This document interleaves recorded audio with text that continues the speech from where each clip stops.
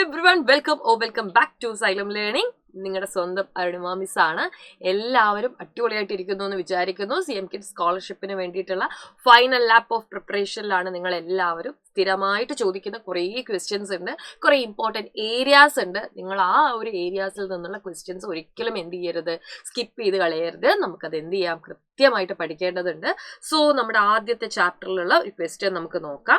Question ഇതാണ്: hydroponic is A method of growing plants without soil using mineral nutrient solution in a water solvent. Statement 2. Aquaponics is an integration of fish cultivation and farming. Hydroponics എന്ന് പറയുന്നത് നമുക്കറിയാലേ എന്താണ്, മണ്ണില്ലാതെ നമ്മൾ ചെടികളെ വളർത്തുന്ന ഒരു രീതിയാണ് എന്നുള്ളതാണ്. അപ്പൊ നിങ്ങളിത് നോക്കിക്കേ, മണ്ണില്ലാതെ പോഷകം കലർത്തിയ വെള്ളത്തിലാണ് കൃഷി ചെയ്യുന്നത്. അടുത്തത് അക്വാപോണിക്സ് നോക്കിക്കേ, മത്സ്യ വളർത്തലും കൃഷിയും സംയോജിപ്പിച്ചിട്ടുള്ള രീതിയാണ്. ഈ രണ്ട് സ്റ്റേറ്റ്മെന്റുകളും എന്താണ്, ശരിയാണ് കേട്ടോ. എയും ബിയും എന്ത് തന്നെയാണ്, ശരിയായിട്ടുള്ള സ്റ്റേറ്റ്മെന്റ് ആണ്. അപ്പൊ കൃഷിയെക്കുറിച്ചും നൂതനമായിട്ടുള്ള കൃഷി രീതികളെ കുറിച്ചുമാണ് ഒന്നാമത്തെ ചാപ്റ്ററിൽ നമ്മൾ പഠിക്കുന്നത്. അപ്പൊ അതുമായിട്ട് ഏകദേശം സാമ്യമുള്ള ഒരു ക്വസ്റ്റ്യൻ ആണ് ഇത്. ഇതോടൊപ്പം തന്നെ നമുക്ക് പഠിച്ചു വെക്കേണ്ട രണ്ട് കാര്യങ്ങളായിരുന്നു ഗ്രീൻ റെവല്യൂഷനും വൈറ്റ് റെവല്യൂഷനും. ഓക്കെ, ഗ്രീൻ റെവല്യൂഷൻ അതേപോലെ തന്നെ വൈറ്റ് റെവല്യൂഷൻ. ഈ രണ്ട് കാര്യങ്ങളും കൂടെ നിങ്ങളൊന്ന് പഠിച്ചു വെക്കുക. ഗ്രീൻ റെവല്യൂഷൻ എല്ലാവർക്കും അറിയാം, കൃഷിയിൽ ഉണ്ടായിട്ടുള്ള അല്ലെ, അതില്ലെങ്കിൽ നമ്മൾ എന്ത് പറയാം, ഭക്ഷ്യ ഉൽപാദന രംഗത്തുണ്ടായ കുതിച്ചുചാട്ടത്തെയാണ് നമ്മൾ എന്ത് പറയുന്നത്, ഗ്രീൻ റെവല്യൂഷൻ എന്ന് പറയുന്നത്. ഇത് ഇന്ത്യയിൽ തുടങ്ങി വെച്ചത് ആരാണ്, അല്ലെങ്കിൽ ഇന്ത്യയിൽ ഇതിന് നേതൃത്വം കൊടുത്തത് ഡോക്ടർ MS സ്വാമിനാഥനാണ്. അതേസമയം അല്ലെ വേൾഡിലെ മെക്സിക്കോയിലാണ് ഇത് ആരംഭിച്ചത്. നോമൻ ബോർലോഗ് അല്ലെ, നോമൻ ബോർലോഗ് ആണ് ആഗോളതലത്തില് എന്താണ് ഫുഡ് എന്നുള്ള ഈ ഒരു ഗ്രീൻ റെവല്യൂഷൻ കോൺസെപ്റ്റിന്റെ പിതാവായിട്ട് നമ്മൾ കണക്കാക്കുന്നത്. ഇന്ത്യൻ ഹരിത വിപ്ലവത്തിന്റെ പിതാവായിട്ടോ നമ്മൾ ഡോക്ടർ MS സ്വാമിനാഥനെയാണ് കണക്കാക്കുന്നത്.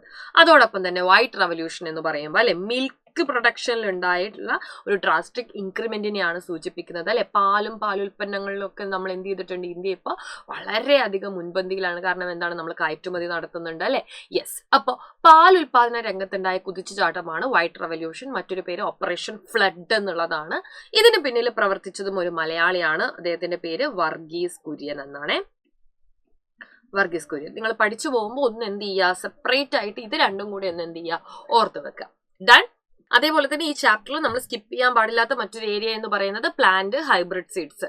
സ്ഥിരം ചോദിക്കുന്നതാണ്, നിങ്ങൾക്ക് അറിയായിരിക്കും അല്ലെ. പാഡി നെല്ലിൻ്റെത് ചോദിക്കും, അതേപോലെ തന്നെ പയറിന്റെ ചോദിക്കും. നിങ്ങൾ രണ്ടാൾക്കാരും എന്ത് ചെയ്യുക, ഒരുപോലെ അങ്ങോട്ട് ഇപ്പൊ രണ്ടാൾക്കാരുണ്ടെങ്കിൽ അങ്ങോട്ടും ഇങ്ങോട്ടും ചോദിച്ച് തന്നെ പഠിച്ചു വെച്ചോ. കാരണം ഈ ക്വസ്റ്റ്യൻ എന്താണ്, സ്ഥിരം പേപ്പറിൽ കാണാവുന്നതാണ്. ഇതോടൊപ്പം തന്നെ അല്ലെ ചിലപ്പോഴൊക്കെ എന്ത് ചെയ്യാറുണ്ട്, ചിലപ്പോൾ ഒന്ന് ടഫ് ആക്കണം എന്ന് വെച്ച് കഴിഞ്ഞാൽ ചിലപ്പോൾ ചില ജീവികളുടെ ഹൈബ്രിഡ് വെറൈറ്റീസും ചോദിക്കാം. ഒന്ന് എന്ത് ചെയ്യുക, സമയം ഉണ്ടെങ്കിൽ അതും കൂടെ ഒന്ന് എന്ത് ചെയ്യുക, ചെക്ക് ചെയ്ത് വെക്കാം. ഓക്കെ, അപ്പൊ നമുക്ക് അടുത്ത ക്വസ്റ്റ്യനിലേക്ക് പോവാം. നമ്മളുടെ മാച്ച് ദ ഫോളോയിങ് ക്വസ്റ്റ്യൻ ആണ്.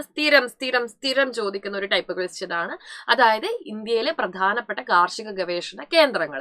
നമുക്ക് പഠിക്കാനുള്ളത് എന്താണ്, കേരളത്തിലുള്ള കാർഷിക ഗവേഷണ കേന്ദ്രങ്ങളാണ്. അതിൽ 3-4 എണ്ണം നമ്മുടെ ടെക്സ്റ്റ് ബുക്കിൽ കൊടുത്തിട്ടുണ്ട്. അതെന്തായാലും പഠിച്ചു വെക്കുക. അതല്ലാതെയും ചോദിക്കാറുണ്ട് കേട്ടോ.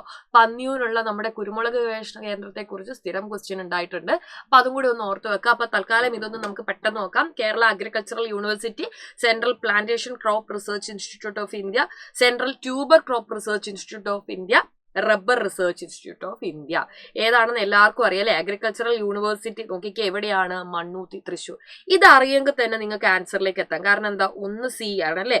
അപ്പൊ ആൻസർ ഏതാണ്, D ആണെന്ന് നമുക്ക് വേഗം എത്താൻ പറ്റും. അപ്പോൾ ടൈം നിങ്ങൾ മാക്സിമം സേവ് ചെയ്യാൻ വേണ്ടി നോക്കുക. കാരണം എന്താ, നമുക്കത് വേറെ ക്വസ്റ്റ്യൻസിലൊക്കെ യൂസ് ചെയ്യേണ്ടി വരും. ഓക്കെ, സെൻട്രൽ പ്ലാന്റേഷൻ എവിടെയാണ് അറിയാലോ അല്ലേ, കാസർഗോഡാണ്.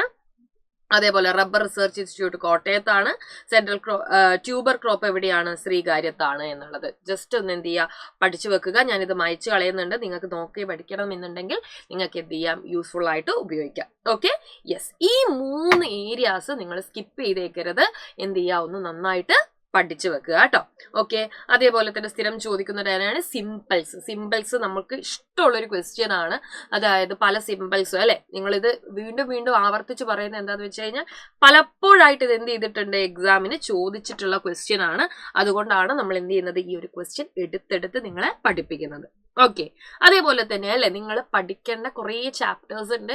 അതിൽ ഇന്ത്യയുടെ സ്പേസ് മിഷനുമായിട്ട് ബന്ധപ്പെട്ട കാര്യങ്ങളും സ്ഥിരം ഉണ്ടാവുന്ന ഒരു ക്വസ്റ്റ്യൻ ആണ്. ഇന്ത്യയുടെ സ്പേസ് മിഷൻസിനെ കുറിച്ച് നിങ്ങൾ എല്ലാവരും അത് പഠിച്ചിട്ടുണ്ടാവുമെന്ന് വിചാരിക്കുന്ന ക്വസ്റ്റ്യൻ കാണിച്ചു തരാം. ഈ ക്വസ്റ്റ്യൻ ഒന്ന് നോക്കിക്കേ.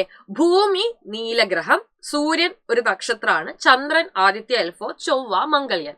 അപ്പൊ എന്തുകൊണ്ട് ഈ സ്പേസ് മിഷൻ എന്ന് പറയുമ്പോൾ നിങ്ങൾക്കറിയാം ചൊവ്വയിലേക്കുള്ള അല്ലെ നമ്മുടെ മാർസിലേക്കുള്ള ഇന്ത്യയുടെ ഒരു ദൗത്യമാണ്, ഒരു മിഷനാണ് എന്ത് മംഗൾയാൻ എന്ന് പറയുന്നത്. സോ ഇവിടെ കൊടുത്തിരിക്കുന്ന ചന്ദ്രനിലേക്ക് ആദിത്യ എന്ന് പറയുന്നത് നിങ്ങൾക്കറിയാം അല്ലെ. ആദിത്യ എന്ന് പറയുന്നത് എന്താണ്? നമ്മുടെ ലൂണാർ മിഷൻ ആണോ? ലൂണാർ മിഷന്റെ പേരെന്താ? ലൂണാർ മിഷൻ ആണ് നമ്മുടെ ചന്ദ്രയാൻ എന്ന് പറയുന്നത് അല്ലെ. ചന്ദ്രയാനാണ് നമ്മുടെ ലൂണാർ മിഷൻ എന്ന് പറയുന്നത്. സോളാർ മിഷനാണ്, സോളാർ അല്ലെ, സൗരദൗത്യമാണ്. ആ പേരിൽ തന്നെ ഉണ്ട് അല്ലെ, സൗരദൗത്യം, സോളാർ. സൂര്യൻ ഒരു നക്ഷത്രമാണ് അല്ലെ, സൺ ഇസ് എ സ്റ്റാർ, എല്ലാവർക്കും അറിയാം. ഭൂമിയാണ് നീലഗ്രഹം എന്നുള്ളതും എല്ലാവർക്കും അറിയുന്ന കാര്യമാണ്. നിങ്ങളടുത്ത് ഇതേപോലെ തന്നെ അല്ലെ നമ്മുടെ ശുഭാംശു ശുക്ലയൊക്കെ എല്ലാവരും പഠിച്ചിട്ടുണ്ടെന്ന് വിചാരിക്കുന്നു. ഇന്റർനാഷണൽ സ്പേസ് സ്റ്റേഷനിലേക്ക് എത്തിയ ആദ്യത്തെ ആളാണ് അല്ലെ ആര്? നമ്മുടെ ശുഭാംശു ശുക്ല. ISROയുടെ ആദ്യത്തെ ബഹിരാകാശ സഞ്ചാരിയാണ്. എന്നാൽ ഇന്ത്യയിൽ നിന്ന് ആദ്യമായിട്ട് ബഹിരാകാശത്ത് പോയത് രാകേഷ് ശർമ്മയാണ്. ഇങ്ങനെയുള്ള കൺഫ്യൂസ്ഡ് ഫാക്ട്സ് ഉണ്ട്. ഇതൊന്നും എന്ത് ചെയ്യുക, അങ്ങോട്ടും ഇങ്ങോട്ടും ചോദിച്ച് പഠിച്ചേക്കുക അല്ലെ. ഇപ്പൊ സുനിത വില്യംസിനെ കുറിച്ചുള്ള ചോദ്യങ്ങൾ ചിലപ്പോൾ ചോദിക്കാൻ സാധ്യതയുണ്ട്. കാരണം എന്താണ്, ഒരുപാട് സ്ട്രഗിൾ ചെയ്തിട്ടാണ് സുനിത വില്യംസ് എന്ത് ചെയ്തത്, ഇപ്രാവശ്യം അല്ലെ എന്ത് ചെയ്തത്, ബഹിരാകാശത്ത് നിന്ന് ലാൻഡ് ചെയ്തത്. അതിനുശേഷം നമ്മൾ KLF പങ്കെടുത്തൊക്കെ നിങ്ങൾ കണ്ടിട്ടുണ്ടാവും. സോ സുനിത വില്യംസ് എന്താണ്, ബഹിരാകാശത്ത് ഏറ്റവും കൂടുതൽ കാലം അല്ലെ നിന്ന് ഒരുപാട് കാലം എന്ത് ചെയ്തിട്ടുണ്ട്, അവരവിടെ സ്റ്റേ ചെയ്തിട്ടുണ്ട്. സോ ഇന്ത്യൻ വംശജയാണ്. അങ്ങനെയുള്ള ക്വസ്റ്റ്യൻസും വേണമെങ്കിൽ എന്ത് ചെയ്യാൻ, പഠിച്ചു വെക്കാം. ഇന്ത്യൻ വംശജ, ഇവിടത്തുകാരിയാണ്, ഇങ്ങനെയുള്ള ക്വസ്റ്റ്യൻസ് ഒക്കെ അല്ലെ. ഇപ്പൊ പാറ്റേൺ മാറുന്നത് കൊണ്ട് സുനിത വില്യംസ് ചെയ്ത നാട്ടുകാരിയാണ്, ഇങ്ങനെയുള്ള ചോദ്യങ്ങളൊക്കെ ചിലപ്പോൾ എന്ത് ചെയ്യാൻ നമുക്ക് എക്സ്പെക്ട് ചെയ്യാം. അപ്പൊ ചോദ്യങ്ങൾക്ക് എന്ത് ചെയ്യുക, നല്ലോണം പ്രിപ്പയർ ആയിട്ടിരിക്കുക. ഇന്ത്യയിലെ ബഹിരാകാശ സഞ്ചാരികളൊക്കെ ഒന്ന് നോട്ട് ചെയ്ത് വെക്കുക. അടുത്ത ക്വസ്റ്റ്യൻ നമുക്കൊന്ന് നോക്കാം. ഒരു ചിത്രം ബേസ് ചെയ്തിട്ടുള്ള ഒരു ക്വസ്റ്റ്യൻ ആണ്. ചിത്രത്തിൽ കൊടുത്തിരിക്കുന്നത് എന്താണ് എന്നാണ് ചോദിച്ചിരിക്കുന്നത് അല്ലെ. ചിത്രത്തിൽ കൊടുത്തിരിക്കുന്നത് എന്താണ് എന്നാണ് നമ്മളോട് ചോദിച്ചിരിക്കുന്നത്. യെസ്, എന്താണ് ചിത്രത്തിൽ കൊടുത്തിരിക്കുന്നത്? സാധാരണ ചിലപ്പോൾ എന്ത് ചെയ്യാറില്ല, ചിത്രങ്ങൾ കൊടുക്കാറില്ല. പക്ഷെ പാറ്റേൺ മാറിയതനുസരിച്ച് അല്ലെ എന്തെങ്കിലും ഇമ്പോർട്ടന്റ് ആയിട്ടുള്ള ഒരു ചിത്രം കൊടുത്തിട്ട് ഇത് എന്താണെന്ന് ചോദിച്ചു കഴിഞ്ഞാൽ ഇത് എന്താണ്, ഇതൊരു ബയോഗ്യാസ് പ്ലാന്റ് ആണ് അല്ലെ. എന്താണ് ബയോഗ്യാസ് പ്ലാന്റ്? അപ്പൊ പരിസ്ഥിതിയുമായിട്ട് ബന്ധപ്പെട്ട കാര്യങ്ങളും അല്ലെ എന്ത് ചെയ്യാൻ സാധ്യത കൂടുതലാണ്. ഇപ്രാവശ്യം ക്വസ്റ്റ്യൻസ് വരാൻ സാധ്യത കൂടുതലാണ്. പിന്നെ 2026 എന്നുള്ള വർഷം അല്ലെ എന്തായിട്ടാണ് സെലിബ്രേറ്റ് ചെയ്യുന്നതെന്നൊക്കെ നിങ്ങൾക്ക് അറിയായിരിക്കും. International year for woman farmer ആണ്. അപ്പൊ അതൊക്കെ എന്ത് ചെയ്യുക, ഒന്ന് ഓർത്ത് വെച്ചേക്കുക. അപ്പോൾ ഈ ഒരു കാര്യം കൂടിയൊക്കെ എന്ത് ചെയ്യുക, മനസ്സിലുണ്ടാവണം.